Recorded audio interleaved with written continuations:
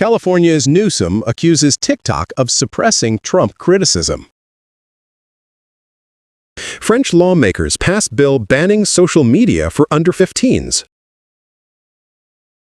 UK PM Starmer heading to China, aiming to reset ties.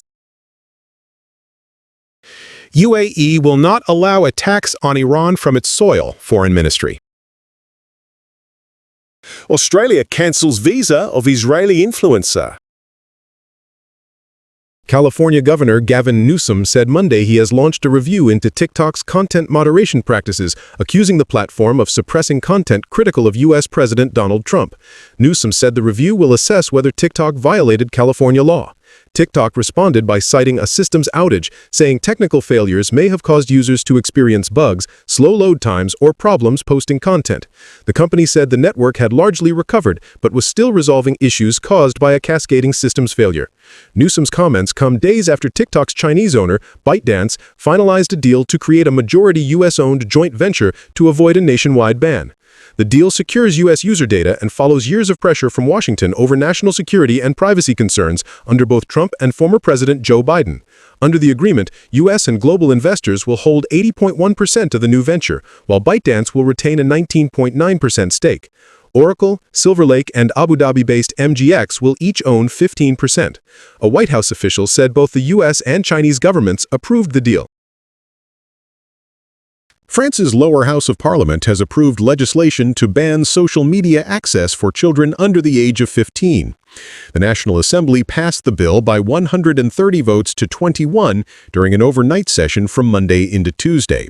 The bill will now be debated in the Senate, France's upper house, before becoming law. President Emmanuel Macron welcomed the vote, calling it a major step to protect children and teenagers. If enacted, France would become the second country after Australia to introduce such a ban.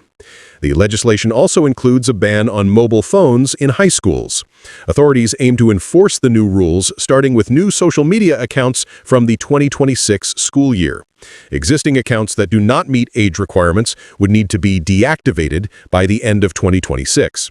Former Prime Minister Gabriel Attal said he hopes the Senate will pass the bill by mid-February so it can take effect on September 1st. Macron said the measure is intended to prevent the manipulation of young people by social media platforms and foreign algorithms. UK Prime Minister Keir Starmer is set to visit China this week, where he is expected to hold a bilateral meeting with Chinese President Xi Jinping. The talks are likely to address a range of sensitive issues, including human rights, the war in Ukraine, and allegations of espionage. Starmer will depart for China and Japan on Tuesday night, his spokesperson said Monday, without providing further details. After his visit to China, he will travel to Japan on Saturday for a brief stop, according to Japan's foreign ministry. His spokesperson said discussions are expected to cover issues such as trade and investment. The visit highlights Starmer's effort to reset relations with China, as the UK seeks to boost its struggling economy following a sharp downturn in ties under the previous Conservative government. The trip comes days after the British government approved controversial plans for a large new Chinese embassy in central London. The proposed site would be the largest embassy complex in the UK and one of the biggest in any Western capital, though it may still face legal challenges and local opposition. The United Arab Emirates said Monday it will not allow its territory, airspace, or waters to be used for attacks against Iran. In a statement, the UAE Foreign Ministry said it has reaffirmed its commitment to preventing any hostile military actions against Iran from being launched from the country. It also said the UAE would not provide logistical support for such operations. The statement follows comments last week by U.S. President Donald Trump, who said a U.S. armada was heading toward the Gulf as Washington closely monitored Iran after a deadly crackdown on protesters. The UAE hosts thousands of U.S. military personnel at Al Dhafra Air Base near Abu Dhabi, one of several American military facilities in the region. The Foreign Ministry emphasized that dialogue, de-escalation, respect for international law, and state sovereignty are the best ways to address current regional crises. Australia has cancelled the visa of an Israeli social media influencer known for anti-Islam views, saying it will not allow visitors who promote hatred to enter the country. Sami Yahoud said Monday that his visa was cancelled just hours before his flight from Israel. He later traveled to Abu Dhabi but was prevented from boarding a connecting flight to Australia. In social media posts, Yahoud described the decision as censorship. Home Affairs Minister Tony Burke said visitors must apply for the appropriate visa and come to Australia for legitimate reasons. He said spreading hatred is not an acceptable reason for entry.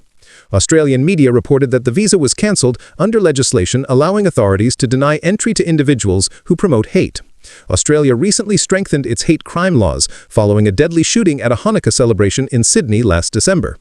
The conservative Australian Jewish Association, which had invited Yehud to speak, condemned the decision. The group said the cancellation raised concerns within the Jewish community and criticized the government for similar past visa decisions involving Israeli figures. The Australian government has not indicated whether further action will be taken.